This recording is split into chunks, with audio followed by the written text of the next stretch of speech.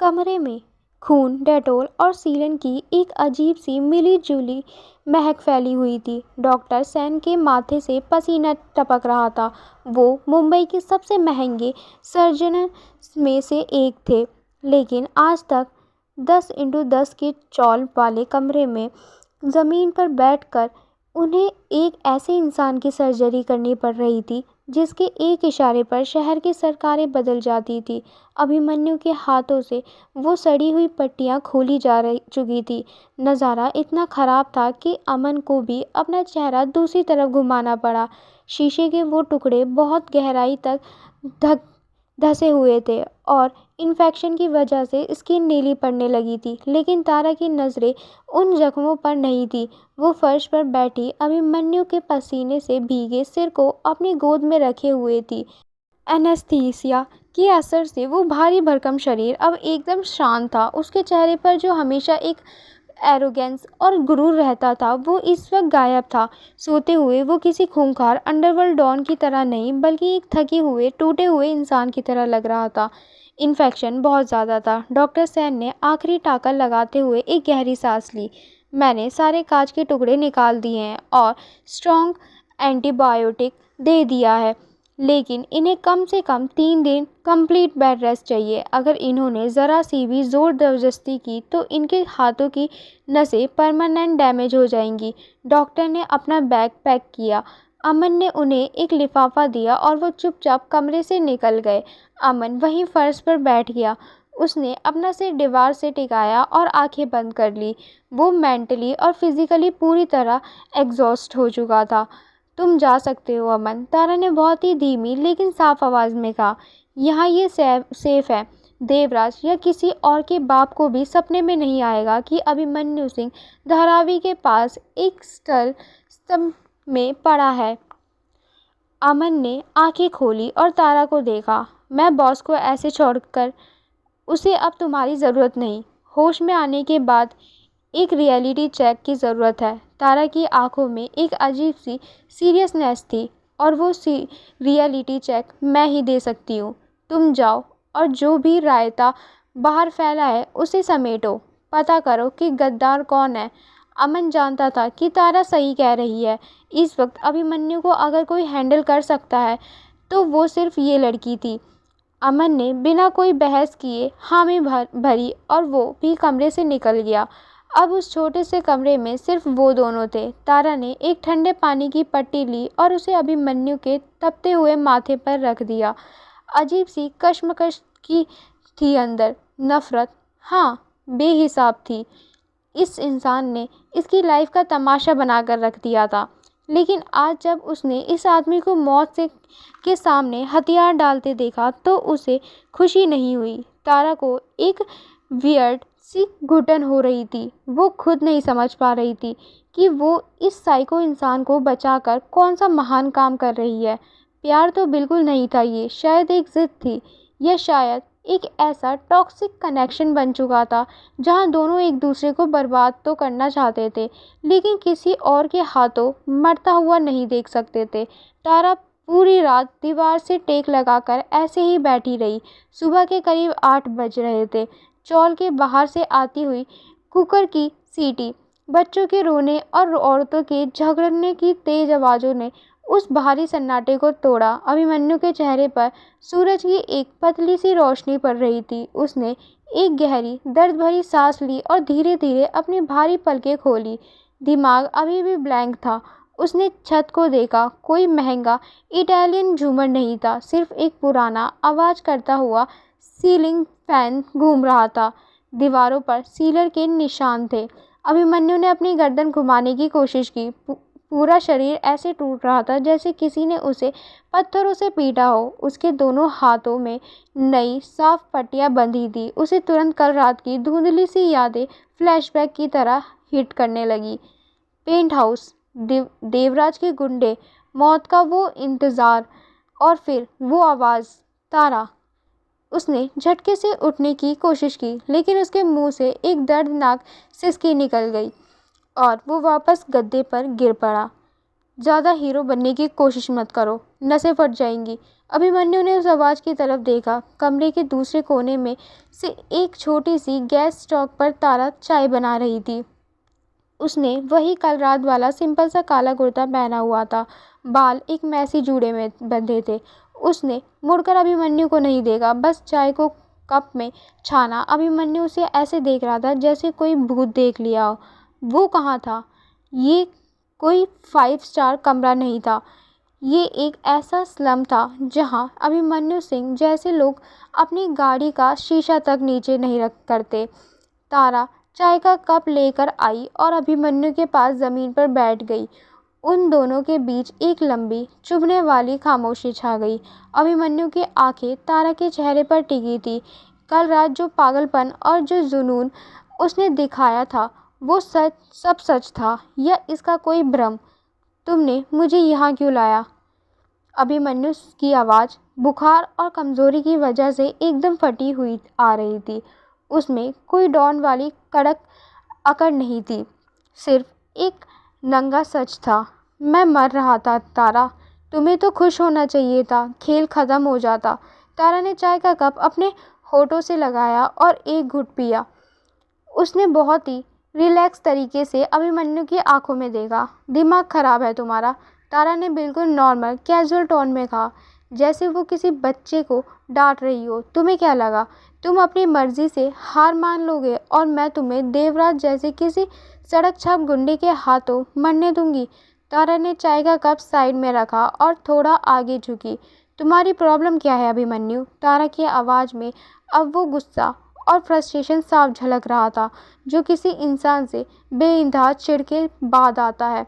जब मैं दूर जाना चाहती हूँ तो तुम पागलों की तरह मेरे पीछे आते हो, मेरी लाइफ बर्बाद करते हो, मुझे पिंजरे में डालते हो, और जब मैं तुम्हें इग्नोर करने लगी तो तुमने खाना पीना छोड़कर सुसाइड करने का ड्रामा शुरू कर दिया। Are you serious? अभिमन्यु उसे बिना पलक झपकाए सुन रहा था। उसे तारा की ये डांट, ये गुस्सा, ये आम इंसानों वाली चिड़चिड़ाहट इतनी सुकून देने वाली लग रही थी कि वो बता नहीं सकता था। वो जो अंदर से मर चुका था, वो अब वापस सांस ले रहा था। मुझे तुम्हारी वो खामोशी बर्दाश्त नहीं हो रही थी। अभिमन्यु ने अपनी नज़रें नहीं हटाई। उसकी आवाज़ में एक अजीब सी वल्नरेबिलिटी थी। तुम मुझे गालियाँ देती तो मैं जी लेता, लेकिन तुमने मुझे ऐसे देखना शुरू कर दिया जैसे मेरा कोई वजूद ही नहीं था। वो मुझे अंदर से मार रहा था। तारा ने एक गहरी सांस ली और अपना माथा पकड़ लिया। तुम सच में एक बीमार इंसान हो। तुम्हें साइकियाट्रिस्ट की ज़रूरत है, अंडरवर्ल्ड की नहीं। तारा अपनी जगह से उठी। दवा का टाइम हो गया है, चुपचाप मुंह खोलो। उसने एक प्लेट में दलिया और कुछ गोलियां निकाली। अभिमन्यु ने दलिया देखा और मुंह फेर लिया। मुझे ये सब नहीं खाना, और मैं यहाँ इस कचरे वाली जगह पर नहीं रहूँगा। अमन को कॉल करो। उसका वो पुराना घमंडी एटीट्यूड वापस आ रहा था। तारा ने प्लेट ज़मीन पर रखी। वो बिल्कुल नहीं डरी, ना ही उसने कोई ड्रामा किया। उसने बस अपने दोनों हाथ कमर पर रखे और एक ऐसी स्माइल दी जिसने अभिमन्यु का सारा ईगो पंचर कर दिया। हेलो मिस्टर किंग, तारा ने ताना मारते हुए कहा। पहली बात, तुम्हारे गुंडों का वो पेंट हाउस अब सेफ नहीं है। अमन तुम्हें यहीं छोड़ कर गया है क्योंकि ये एक लौती जगह है जहाँ तुम जिंदा बच सकते हो। और दूसरी बात, ये मेरा घर है, तुम यहाँ मेरी शर्तों पर हो, इसलिए अपना ये सो कॉल्ड ड्रामा बंद करो और चुपचाप से जो बोल रही हूँ वो करो। तारा उसके बिल्कुल करीब आई और घुटनों के बल बैठ गई। उसने अभिमन्यु की आंखों में वो चैलेंजिंग नज़र डाली जो अभिमन्यु को हमेशा पागल करती थी। अब तुम्हारे पास तुम्हारी वो फॉर्च्यूनर, वो कमांडोज और वो पावर नहीं है अभिमन्यु। तारा ने बिल्कुल सीधे शब्दों में कहा। तुम इस वक्त मेरे मोहताज हो। अगर मैंने दरवाज़ा खोलकर बाहर चिल्ला दिया कि ये आदमी मुझे परेशान कर रहा है, तो इस चौल के लोग तुम्हें यहीं पीट पीट कर सीधा कर देंगे। अभिमन्यु का जबड़ा खिंच गया। वो बेबस था और उसे इस बेबसी से नफरत हो रही थी, लेकिन साथ ही उसे इस लड़की का ये बेखौफ अंदाज एक अजीब सा नशा भी दे रहा था। तो क्या चाहती हो तुम? अभिमन्यु ने हार मानते हुए कहा, लेकिन अपनी आंखों में वही डार्क स्पार्क रखते हुए पूछा। तारा ने चम्मच में दलिया उठाया और उसके मुंह के पास किया। फ़िलहाल तो बस इतना चाहती हूँ कि तुम बिना ड्रामा किए ये खाओ। तारा ने एक हल्की सी असली वाली स्माइल दी। और हाँ, आज से तुम वही करोगे जो मैं कहूँगी। Welcome to my world mister Singh. अब देखते हैं कि बिना पैसों और पावर के मुंबई का ये शैतान कितनी आसानी से मेरी बात मानता है। अभिमन्यु ने तारा की उन स्माइल को देखा।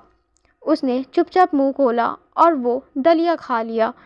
जो आदमी बड़े बड़े मिनिस्टर्स को अपनी उंगलियों पर नचाता था, वो आज एक 10 एकड़ 10 के कमरे में एक लड़की के हाथ से चुपचाप खाना खा रहा था। गेम पूरी तरह पलट चुका था। अब पावर तारा के हाथ में थी और अभिमन्यु पहली बार अपनी लाइफ में किसी के सामने हारने में मज़ा ले रहा था। दोपहर के 2 बज चुके थे। मुंबई की चिलचिलाहटी धूप और उसम ने चौल के उस छोटे से कमरे को किसी भट्टी में बदल दिया था। छत पर टंगा वो जंग खाया हुआ पंखा अपनी पूरी ताकत से खड़खड़ाहट की आवाज़ कर रहा था, लेकिन उससे हवा कम और गर्म लू ज़्यादा आ रही थी। अभिमन्यु सिंह, जिसका शरीर 24 घंटे सेंट्रलाइजर एसी और विदेशी परफ्यूम का आदी था, वो आज पसीने से तरबतर था। उसके माथे से पसीने की बूंदें टपक कर उसकी आंखों में जा रही थी, लेकिन पट्टियों में बंधे हाथों की वजह से वो उन्हें पोंछ भी नहीं पा रहा था। घावों का दर्द, ये सड़ांध मारती गर्मी और बाहर बच्चों के रोने की लगातार आ रही आवाज़ें अभिमन्यु के दिमाग की नसें फाड़ रही थी। तारा नहाकर बाथरूम से बाहर आई। उसने एक पुराना सा सूती सूट पहना हुआ था और वो अपने गीले बालों को तौलिए से सुखा रही थी। अभिमन्यु ने उसे देखा और उसका सारा फ्रस्ट्रेशन एक साथ फूट गया।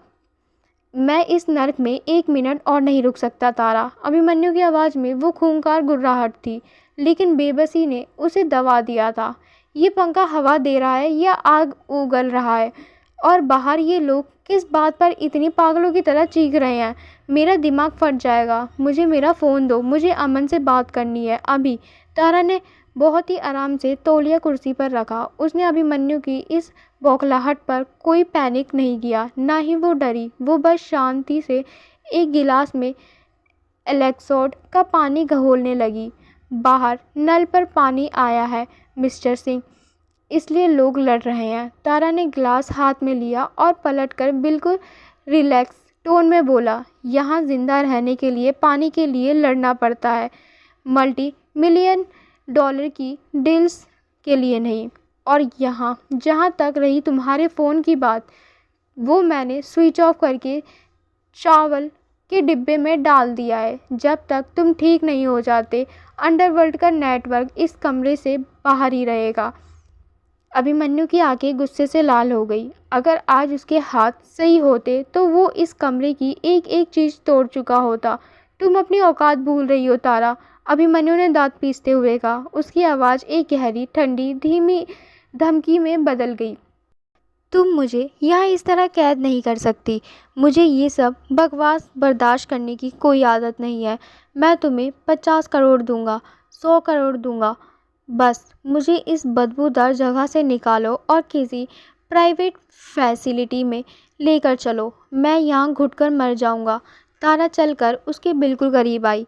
उसने वो गिलास ज़मीन पर रखा और उसके अपने दोनों हाथ घुटनों पर रखकर अभिमन्यु के चेहरे के बिल्कुल सामने आ गई। उसकी आंखों में कोई लालच नहीं था, सिर्फ एक कड़कती हुई सच्चाई थी। 100 करोड़? तारा ने एक बहुत ही तीखी और चुभने वाली स्माइल दी। तुम्हें लगता है इस वक्त तुम्हारे इस 100 करोड़ की यहाँ कोई औकात है? अभिमन्यु, ज़रा अपने आप को देखो। इस पुराने गद्दे पर पड़े हुए तुम 10 रुपए के भी नहीं लग रहे हो। तुम्हारा वो इटालियन सूट, तुम्हारा वो भौकाल, वो कमांडोज की फ़ौज, वो सब इस चौल के दरवाजे के बाहर ख़त्म हो जाता है। यहाँ अंदर तुम सिर्फ एक लाचार और बीमार इंसान हो जिसकी सांसें मेरी मेहरबानी पर चल रही हैं। अभिमन्यु का जबड़ा कस गया। वो उसे घूर रहा था, लेकिन उसके पास तारा की इस बात का कोई जवाब नहीं था। तुम्हें ये गर्मी और ये बदबू बर्दाश्त नहीं हो रही ना? तारा की आवाज़ अब थोड़ी भारी और सीरियस हो गई। तो आदत डाल लो, क्योंकि जब इंसान मौत के इतने करीब से वापस आता है ना, तो उसे मखमली बिस्तरों की नहीं बल्कि सिर्फ सांसों की कीमत समझ आती है। तुमने जिंदगी भर लोगों को अपनी पावर से कुचला है। आज ज़रा ज़मीन पर लेट कर देखो कि आम इंसान किस नर्क से सरवाइव करता है। तारा ने गिलास उठाया और स्ट्रॉ उसके होठों के पास डाल दिया। चुपचाप ये पानी पियो, तुम्हारे शरीर में डिहाइड्रेशन हो रहा है। अभिमन्यु ने अपना मुंह फेर लिया। उसका ईगो अभी भी उसे झुकने नहीं दे रहा था।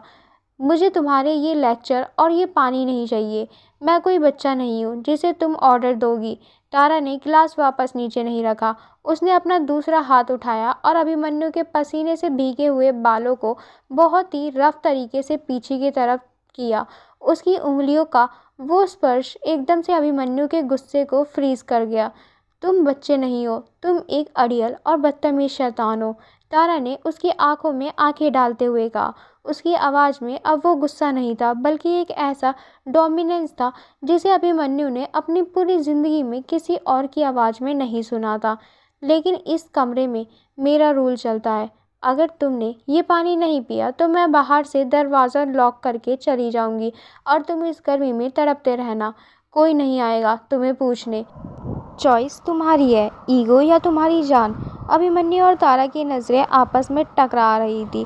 अभिमन्यु उसे अपने उस खौफनाक ऑरे से डराना चाहता था, लेकिन तारा की वो खौफनाक आंखें उसे साफ बता रही थी कि वो जो कह रही है वो सच में कर देगी। अभिमन्यु सिंह, जिसने ज़िंदगी में कभी किसी के आगे हथियार नहीं डाले थे, उसने एक लंबी सांस ली। उसने अपनी नज़रें तारा के चेहरे पर ही टिकाई रखी, अपना सिर हल्का सा आगे किया और उस स्ट्रॉ से वो पानी पी लिया।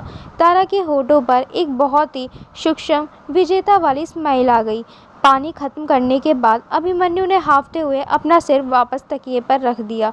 तुम एक दिन मुझे पागल कर दोगी, अभिमन्यु ने भारी आवाज़ में कहा, लेकिन इस बार उसकी आवाज़ में गुस्सा कम और एक अजीब सा नशा ज़्यादा था। दिमाग तो तुम्हारा पहले से ही ख़राब है मिस्टर सिंह, मैं तो बस उसकी मरम्मत कर रही हूँ। तारा ने गिलास साइड में रखा।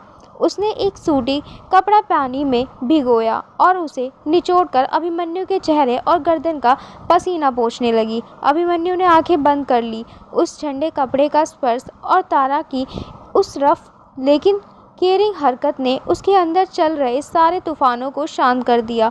मुझे ये जगह पसंद नहीं है, अभिमन्यु ने आंखें बंद किए हुए ही कहा, लेकिन इस बार वो शिकायत नहीं कर रहा था, बल्कि एक इंसान की तरह अपनी बात कह रहा था। मुझे ये भीड़, ये आवाज़ें, ये बेबसी, ये सब नफ़रत है मुझे इन चीज़ों से।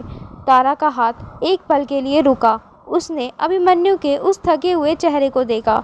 जानती हूँ, तारा ने बहुत ही धीमी और शांत आवाज़ में कहा, लेकिन कभी कभी इंसान को अपनी सबसे बड़ी नफ़रत का सामना करना पड़ता है, जैसे कि अभी मैं कर रही हूँ, ये जानने के लिए कि वो असल में अंदर से कितना कमज़ोर या कितना मजबूत है। तुम सिर्फ अपनी पावर के दम पर उड़ रहे थे अभिमन्यु, अब बिना पंखों के ज़मीन पर चलना सीखो। कमरे में एक अजीब सी शांति छा गई। रात के 2:30 बज चुके थे। चौल में अब वो दिन वाला शोरगुल नहीं था। बाहर सिर्फ आवारा कुत्तों के भौंकने और दूर खड़े सड़क से गुजरने वाले ट्रकों की भारी आवाज़ें आ रही थी। कमरे के अंदर सिर्फ उस जंग खाए पंखे की चरचर गूंज रही थी। गर्मी अभी भी कम नहीं हुई थी, लेकिन कमरे का माहौल किसी और की वजह से सुलग रहा था। अभिमन्यु का बुखार अचानक बहुत तेज हो गया। इन्फेक्शन अपना असर दिखा रहा था। उसका विशाल और फौलादी शरीर गद्दे पर बुरी तरह काँप रहा था। उसके होंठ सूख कर सफ़ेद पड़ गए थे और वह नींद में ही दर्द से कराह रहा था। तारा ज़मीन पर उसके सिरहाने बैठी थी। उसकी आंखों में नींद का एक कतरा भी नहीं था। वह एक सूती कपड़े को ठंडे पानी में भिगोकर बार बार अभिमन्यु के तपते हुए माथे और गर्दन पर रख रही थी। नहीं, मुझे छोड़ दो माँ। अभिमन्यु के मुंह से अचानक एक टूटी हुई दर्दनाक आवाज़ निकली। तारा का हाथ वहीं रुक गया। उसने हैरानी से अभिमन्यु के चेहरे को देखा। वो खूंखार डॉन जिसके नाम से लोग कांपते थे, वो आज बुखार की बेहोशी में एक डरे हुए बच्चे की तरह अपनी माँ को पुकार रहा था। अभिमन्यु का शरीर और ज़ोर से कांपने लगा। उसने अपने पट्टियों में बंधे हाथों को हवा में ऐसे उठाया जैसे वह किसी चीज़ से खुद को बचाने की कोशिश कर रहा हो। उसके चेहरे पर एक खौफनाक दर्द था, ऐसा दर्द जो शारीरिक नहीं बल्कि रूहानी हो। मैंने कुछ नहीं किया, मुझे मत मारो प्लीज़। अभिमन्यु की सांसें उखड़ने लगी। तारा का दिल किसी ने जैसे मुट्ठी में बींच लिया। उसे समझ आ गया कि अभिमन्यु अपने अतीत के किसी भयानक सदमे को इस बुखार में दोबारा जी रहा है। उसे नहीं पता था कि इस इंसान का बचपन कैसा बीता है, लेकिन इस वक्त वो एक शैतान नहीं बल्कि एक टूटा हुआ इंसान लग रहा था। तारा ने तुरंत पानी का कपड़ा साइड में रखा। उसने आगे बढ़कर अपने दोनों नाजुक हाथों से अभिमन्यु के चेहरे को मजबूती से थाम लिया। अभिमन्यु, तारा ने बहुत ही नरमी से लेकिन एक कमांडिंग आवाज़ में कहा। अभिमन्यु, आंखें खोलो, तुम यहाँ सेफ हो, कोई तुम्हें नहीं मार रहा है। लेकिन अभिमन्यु उस खौफनाक सपने में पूरी तरह फंसा हुआ था। उसका सिर तारा की गोद में था और वह पसीने से तरबतर होकर छटपटा रहा था। तारा को कुछ और समझ नहीं आया। उसने बिना सोचे समझे अपना शरीर आगे की तरफ झुकाया और अभिमन्यु को अपने सीने से लगा लिया। उसने अपने दोनों हाथ अभिमन्यु के चौड़े पसीने से भीगे सीने पर रखे और उसके हाथों पर जोर न पड़े ये ध्यान रखते हुए अपनी बाहों में जकड़ लिया।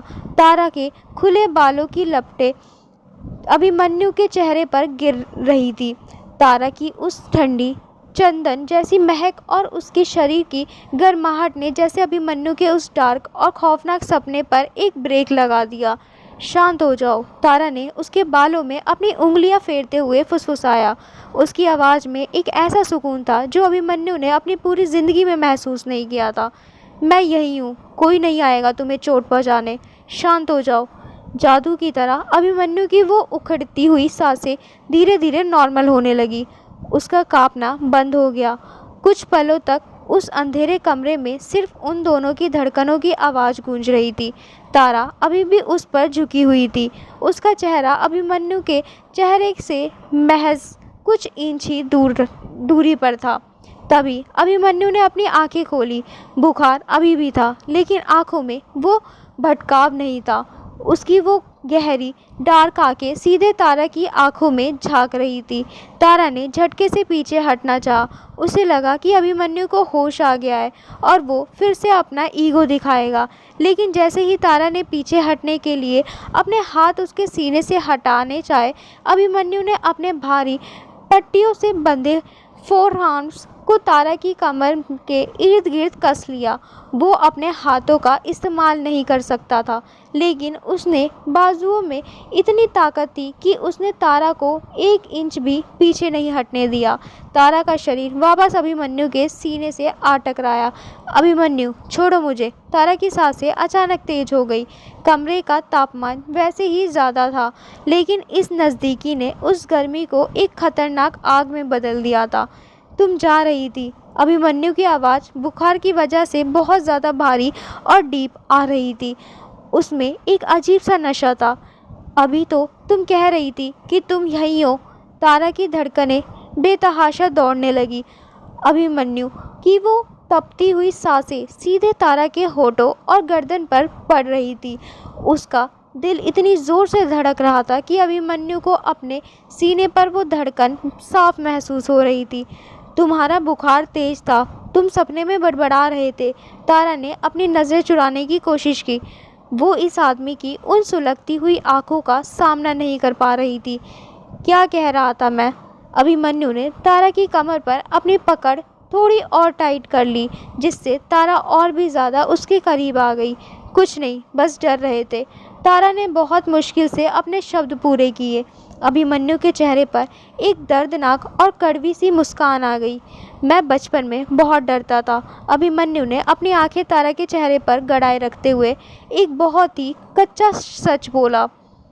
ये वो सच था जो उसने आज तक दुनिया के किसी इंसान को नहीं बताया था। मेरे अपने ही लोगों ने मुझे जानवरों की तरह बेसमेंट में बंद कर दिया था, सिर्फ प्रॉपर्टी के लिए। मैंने अपनी माँ को अपनी आंखों के सामने घुट घुट कर मरते देखा था। इसलिए मैंने डिसाइड किया कि मैं अब किसी से नहीं डरूँगा। मैं एक ऐसा राक्षस बनूँगा जिससे पूरी दुनिया डरेगी। तारा एकदम भूत बनकर उसे सुन रही थी। उसके अंदर की वो सारी नफ़रत, वो सारा गुस्सा एक पल के लिए पिघलने लगा। उसे समझ आ रहा था कि ये इंसान इतना पत्थर दिल, इतना खूंखार क्यों है। वो एक राक्षस पैदा नहीं हुआ था, इस मतलबी दुनिया ने उसे राक्षस बनाया था। लेकिन आज अभिमन्यु ने अपनी नज़रें तारा के होठों से होते हुए उसकी आंखों तक लाई। आज मुझे फिर से डर लग रहा है तारा। तारा ने अपनी सांसें रोक ली। किस चीज़ से? अभिमन्यु ने थोड़ा सा अपना सिर उठाया और तारा के चेहरे के बिल्कुल करीब आ गया। उन दोनों के बीच अब कोई फासला नहीं बचा था। इस बात से अभिमन्यु ने फुसफुसाते हुए कहा कि मुझे तुम्हारी इस नज़दीकी की, तुम्हारे इस स्पर्श की लत लग रही है। मुझे इस बात से डर लग रहा है कि जिस दिन तुम मुझसे दूर जाओगी, मैं उस दिन वो खौफनाक इंसान भी नहीं रह पाऊंगा जो मैं आज हूँ। तुम मेरी सबसे बड़ी कमज़ोरी बन चुकी हो तारा। तारा की आंखों में आंसू तैर गए। ये कोई धमकी नहीं थी, कोई ज़बरदस्ती नहीं थी। ये मुंबई के उस किंग का सबसे बड़ा और सबसे सच्चा कन्फेशन था। तारा कुछ बोल नहीं पाई। उसके हाथ जो अभिमन्यु को धकेलने के लिए उठे थे, वह धीरे से अभिमन्यु के कंधों पर जाकर टिक गए। अभिमन्यु ने तारा के उन कांपते हुए होठों को देखा। उसके अंदर का वो शैतान जो हर चीज़ को ज़बरदस्ती छीनने का आदी था, आज उस एक पल के लिए पूरी तरह से हार गया। उसने वो लक्ष्मण रेखा पार नहीं की। उसने तारा को किस नहीं किया, बल्कि अभिमन्यु ने अपना भारी और बुखार से तपता हुआ सिर धीरे से आगे झुकाया और तारा के कंधे पर रख दिया। उसने अपना चेहरा तारा की गर्दन की उस खाली जगह में छुपा लिया, बिल्कुल किसी ऐसे इंसान की तरह जो सालों से बेघर हो और आज उसे कोई सुरक्षित पनाह मिल गई हो। तारा का पूरा शरीर एक पल के लिए सुन्न पड़ गया। अभिमन्यु की वो गर्म सांसें उसकी गर्दन पर पड़ रही थी। उसके पट्टियों में बंधे भारी बाजू अभी भी तारा की कमर के इर्द गिर्द थे, लेकिन अब उस पकड़ में कोई ज़बरदस्ती या खौफ नहीं था। सिर्फ एक ऐसी गहरी बेचैनी थी कि जैसे अगर उसने तारा को छोड़ा तो वो फिर से उस अंधेरे में डूब जाएगा। मुझे वापस उस अंधेरे में मत ढकेलना। अभिमन्यु ने आंखें बंद किए हुए तारा के कंधे पर चेहरा रखे हुए ही बहुत धीमी आवाज़ में कहा। तारा का दिल किसी ने जैसे मुट्ठी में भींच लिया। जो आदमी दुनिया को झुकाता था, वो आज उसके कंधे पर अपना सारा गुरूर हार चुका था। ये किसी किससे हज़ारों गुना ज़्यादा इंटेंस और खौफनाक नज़दीकी थी, जहाँ दोनों के नंगे जज्बात एक दूसरे से टकरा रहे थे। तारा के होठ कांपे, लेकिन उसने खुद को रोका नहीं। उसने बहुत ही नरमी से अपने हाथ उठाए और अभिमन्यु के पसीने से भीगे बालों में अपनी उंगलियां फेरने लगी। शांत हो जाओ, तारा ने फुसफुसाते हुए कहा। मैं यहीं हूँ। उस अंधेरे कमरे में सिर्फ उन दोनों की धड़कनों की आवाज़ गूंज रही थी। तारा के उस स्पर्श ने जादू कैसा काम किया। अभिमन्यु की उखड़ती सांसें नॉर्मल होने लगी। दवा और उस अजीब सी सुकून के असर से कुछ ही मिनटों में अभिमन्यु उसी तरह तारा के कंधे पर सिर रखे रखे एक गहरी नींद में चला गया। तारा वहीं बैठी रही। उसका दिमाग ब्लैंक था। ये मैंने क्या किया? मैं इस इंसान की ढाल कैसे बन गई? रात के 3:30 बज चुके थे। कमरे में उमस और इतनी देर की जाग की वजह से तारा का गला सूख रहा था। उसने बहुत ही सावधानी से अभिमन्यु के भारी सीने को अपने कंधे से हटाया और उसे वापस गद्दे पर लेटा दिया। अभिमन्यु गहरी नींद में था। तारा चुपचाप उठी। मटके में पानी ख़त्म हो गया था। उसने एक खाली प्लास्टिक की बोतल उठाई। चौल के बाहर नली के नुक्कड़ पर एक कॉमन नल था, जहां रात को अक्सर पानी आ जाता था। तारा ने दरवाज़ा बहुत ही आराम से खोला, बाहर निकली और बाहर से कुंडी लगाकर नल की तरफ चल दी। गली में घूप अंधेरा था। सिर्फ एक पीली सी स्ट्रीट लाइट टिमटिमा रही थी। तारा नल के पास पहुंची। उसने बोतल लगानी शुरू ही की थी कि तभी उसे कुछ ही दूरी पर एक अंधेरे कोने में किसी के फुसफुसाने की आवाज़ आई। तारा ने पानी का नल तुरंत बंद कर दिया। वो दीवार से सटकर खड़ी हो गई और अपनी सांसें रोक ली। आवाज़ रमन की थी। रमन उसी चौल में रहने वाला एक सट्टेबाज और लोकल गुंडा था जिसकी गंदी नज़र हमेशा तारा पर रहती थी। हाँ भाई, पक्की खबर है। रमन फ़ोन पर किसी से बात कर रहा था। उसकी आवाज़ में एक लालची खुशी और खौफनाक साजिश थी। अरे, मैंने खुद अपनी आंखों से देखा है। वो जो सूट बूट वाला आदमी अमन है ना, वो कल रात एक बहुत ही भारी भरकम आदमी को खून से लथपथ हालत में तारा के कमरे में ले गया था। मैंने खिड़की की दरार से झांक कर देखा। वो कोई और नहीं, अपना वही टीवी वाला डॉन अभिमन्यु सिंह है। तारा का दिल धक से रह गया। उसके पैरों तले ज़मीन खिसकने लगी। फ़ोन पर दूसरी तरफ से कोई भारी आवाज़ आई जो रमन को कुछ इंस्ट्रक्शन दे रही थी।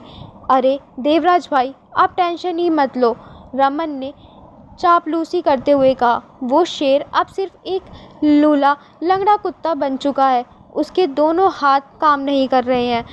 बस आप लोग जल्दी आ जाओ, मैं चौल के पीछे वाले रास्ते का ताला खोल देता हूँ। सीधा तारा के कमरे में घुसेंगे, लेकिन याद रखना वो तारा मुझे चाहिए। बाकी उस डॉन के आप लोग चाहे टुकड़े टुकड़े कर देना, खोखे रेडी रखना बस। रमन ने फ़ोन कट किया और एक घिनौनी सी स्माइल देते हुए चौल के पिछले गेट की तरफ जाने लगा। तारा वहीं अंधेरे में दीवार से चिपकी खड़ी थी। उसका पूरा शरीर बर्फ़ की तरह ठंडा पड़ गया था। कोई सिक्योरिटी नहीं, कोई अमन नहीं, और कमरे में पड़ा वो आदमी जो अपनी जगह से उठ भी नहीं सकता था और गहरी नींद में था। देवराज के सबसे खूंखार शूटर कुछ ही मिनटों में उस चौल में घुसने वाले थे। वो कमरा जो कुछ देर पहले तक उनके लिए सबसे सुरक्षित पना थी, वो अब एक खौफनाक डेथ ट्रैप, मौत का जाल बन चुका था। तारा के पास भागने का मौका था। वो रमन के जाने के बाद सीधे मेन रोड की तरफ भाग सकती थी, अपनी जान बचा सकती थी। वो आज़ाद थी, लेकिन तारा की आंखों के सामने अभिमन्यु का वो मासूम और टूटा हुआ चेहरा आ गया जब वो उसके कंधे पर सिर रखकर सो रहा था। मुझे इस बात से डर लग रहा है कि जिस दिन तुम मुझे छोड़कर जाओगी, मैं वो खौफनाक इंसान भी नहीं रह पाऊंगा। तारा की आंखों की वो नमी अचानक से एक सुलगती हुई आग में बदल गई। उसने पानी की बोतल वहीं ज़मीन पर छोड़ दी। मेरा शिकार है वो, उसे कोई सड़क छाप गुंडा हाथ भी नहीं लगा सकता। तारा ने अपने दांत पीसते हुए खुद से कहा। उसने अमन की दी हुई लोडेड गन अपनी जींस के पीछे से निकाली और उसे लोड किया। क्लिक की वो ठंडी मेटेलिक आवाज़ उस रात के सन्नाटे में गूंजी।